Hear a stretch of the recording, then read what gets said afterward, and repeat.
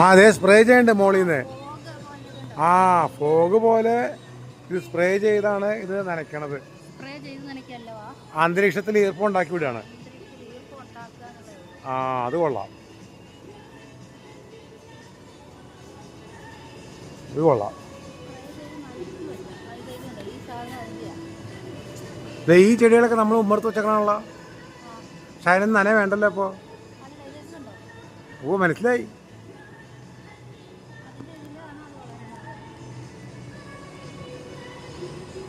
ആ ഭയങ്കര രസമുണ്ടല്ലോ എന്തായാലും.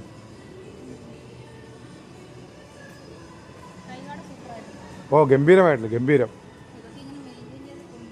പിന്നെ എന്തുമാത്രം പണച്ചെലവുള്ള പരിപാടി അതൊക്കെ. വേറെ ലെവലാ, വേറെ ലെവല്.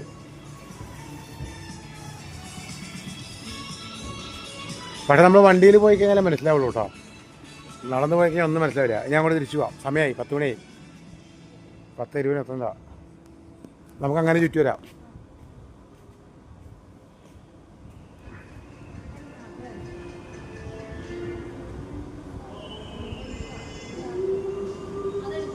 ഏതാ? ആ ഇതെല്ലാം ഇന്ത്യൻ ആർട്ടാണല്ലേ? അതേ എടുത്തില്ല. ആ പതിച്ചക്കണതൊക്കെ അല്ലേ?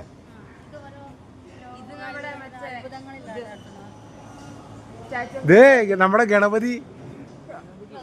ആ അതെ ഇത് നമ്മുടെ ഹിന്ദു ദൈവങ്ങളാണിതൊക്കെ. അതെ കണ്ടോ ഗണപതി എല്ലാ ദിക്കിലും ഉണ്ട് കേട്ടോ. അതായത് ഈ ബുദ്ധനും ഗണപതിയും തമ്മിൽ ബന്ധമുണ്ട്.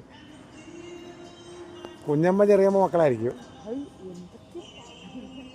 അല്ലേ? എന്താ അത്?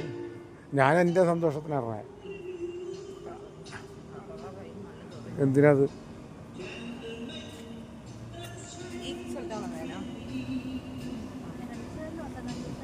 എന്ത്? ആ അതാണ് എനിക്കും ഭയങ്കര വേദന എടുത്തു.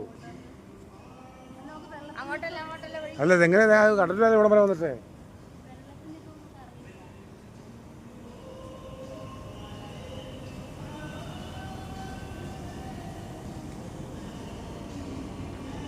വരൂ.